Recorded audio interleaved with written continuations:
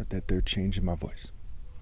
Before I get into what the pictures on the screen are showing you, I'd like to bring up the fact that I'm trying to debate people, including people that work for the American government, the Israeli government, Hamas, whoever it may be, whoever I'm talking about at the time. I'm trying to debate them. They're not trying to debate me. They're denying me my freedom of speech and my freedom of assembly.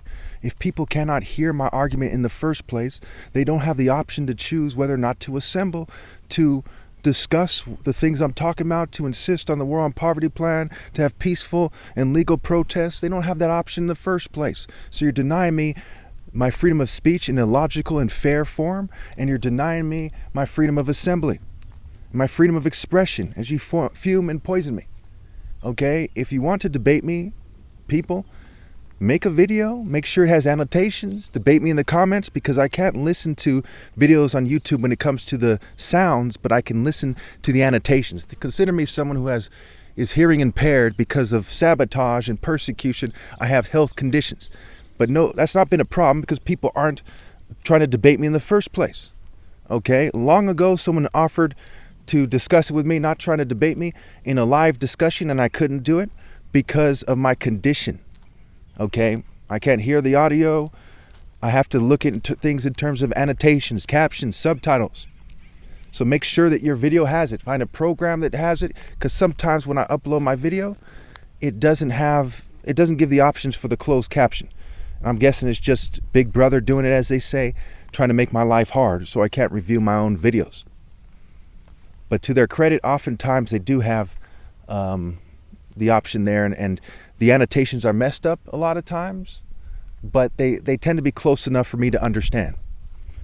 And I'm good at reading between the lines and seeing the point that people are trying to make, and so on and so forth. So when it comes to cultures, first of all, I'd like to say, no offense to the ladies and gentlemen in the military, the ladies and gentlemen of yoga and Tai Chi and of various pacifist movements. The point of this video is not to offend you. The point of this video is to clarify why my philosophy is superior to all philosophies, because it is universal, pinpointed moral precision. Whatever the righteous man in reality would think about something is what I think. Whatever the righteous man in reality would insist that people would do is what I think that people should do, and it's what I insist that people do. That is my religion and my philosophy in a nutshell. It's universal, pinpointed moral precision. It's the right thing. It's trying to be morally precise to the best of your ability. In life, we have logical assumptions. We have sound conclusions.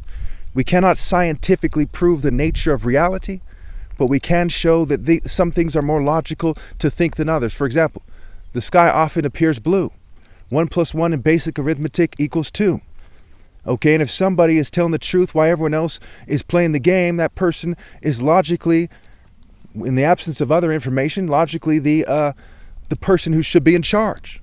He's been insisting on the truth. Everyone else are just some kind of selfish person playing the game because they're unprincipled and undisciplined.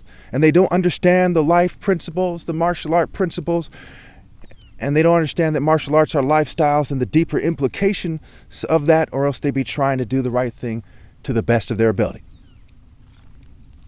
So on the one hand, we tend to think of Buddhism, in America that is, and pacifist thinking as being associated with the left, right?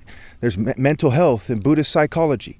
There's yoga and all the yoga pants wearing people and so on and so forth. So these kind of philosophies, a lot of them are Eastern philosophies from what I gather. And I don't know, I'm not the expert on every philosophy, okay? But I can tell you that none of them have emphasized universal, pinpointed moral precision as their main belief system, but mine has. And bear with me. In Buddhism, they talk about virtues, right? And the noble path and so on and so forth. And certain rules that they have for themselves that they consider noble and virtuous rules. But they also practice non-action, inaction. Okay? So when I see leftists often trying to pervert Buddhism, trying to correct, quote unquote, correct me, they are wrong and I'm right. If we do nothing as a planet, millions of people will continue to starve to death every year. So to argue that to do nothing is greater than trying to do something about it is to argue that it is magically more moral, magically, right, which isn't the case, to let them die than to try to help them. Which is insane, right? That's called insanity. If you think you should let people starve to death, including little children, and that you think that your philosophy is superior to this person who is trying to put moral precision first, which in this case involves trying to help them, then you are basically insane. So not only am I right, it's insane to think otherwise. And it's also kind of a basic math principle. 1 + 1 = 2. The number of people dying. How obvious and straightforward that is. Because at the end of the day, when it comes to Buddhism or Christianity or anything else, you're going off of what somebody said. Somebody said that someone else said long ago that that's how things work and that you're better off doing it that way.